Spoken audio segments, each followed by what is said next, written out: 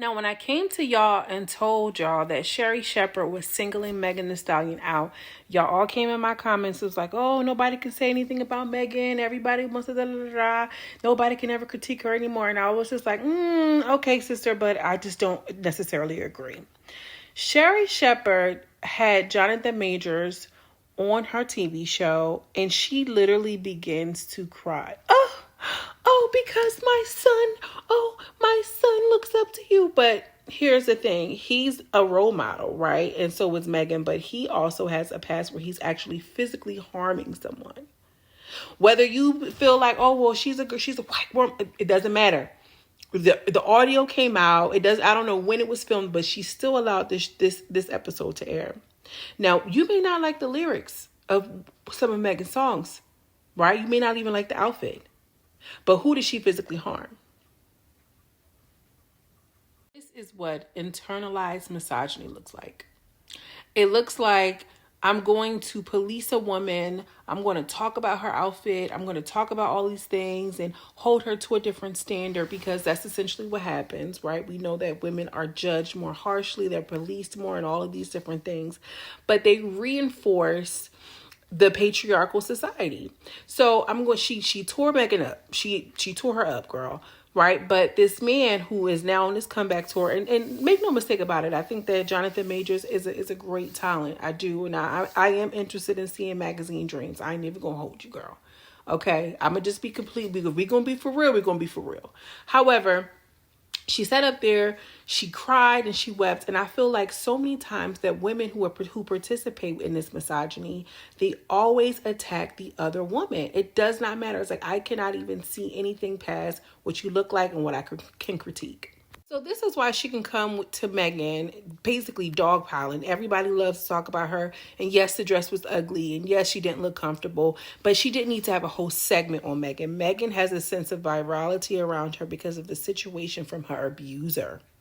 So it's very easy for her to just be attached to a headline and people just run with it. So it's not me being like, oh, well, Megan is above reproach. No, that's not at all what I'm saying. But I do recognize that when somebody is a victim and that victim then garners a whole bunch of attention and headlines, people are going to further victimize them. And there was no reason for her to go ahead and attack her in the way that she did. And she lightly talked about, Zoe Saldana, lightly talked about so-and-so and so-and-so, but Megan was the main one. When, we've seen that outfit before at the 1998 VMA Awards. Let's be clear.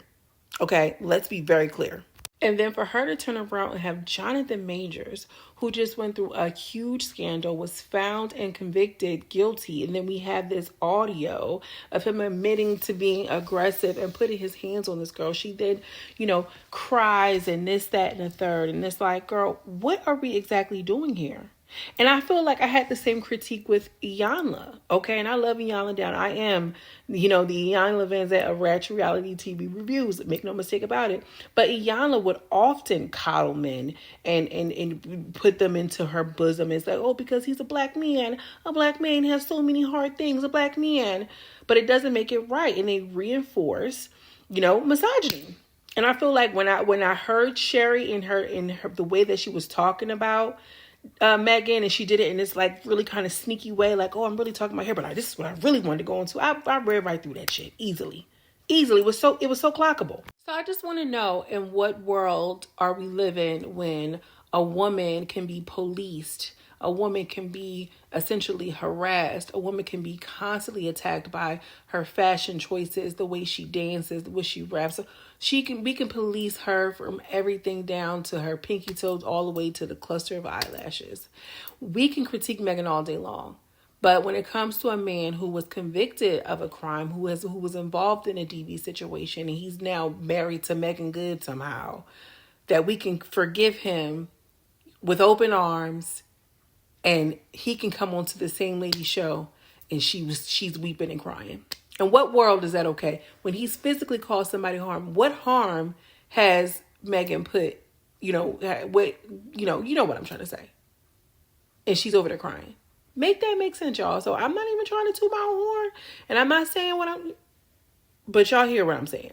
Sherri is given an older auntie who sees the young girls out here getting it, titties out, whether you like the dress or not. And she's like, oh, that's just too much. What about the young girls? I just can't believe, oh, blah, blah, blah, blah, blah. But as soon as we see a man that's handsome, oh. Sherri, please. I clocked you. Ben. And I want y'all to understand that sometimes when I'm like saying like I have an opinion or whatever, now granted I'm a huge fan of Megan. I think she's very beautiful and attractive, and I think that, you know, I can be biased, and sometimes I am, and I'll tell y'all. But honestly, Sherri was wrong as ever, singling her out. Then a couple of weeks later, turn around with Jonathan Majors crying.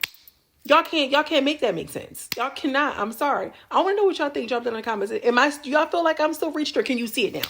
Do you see the vision now? Let me know. Drop it in the comments. All right. As always, I'm sending much love and much light, and I'll see you next video. Peace.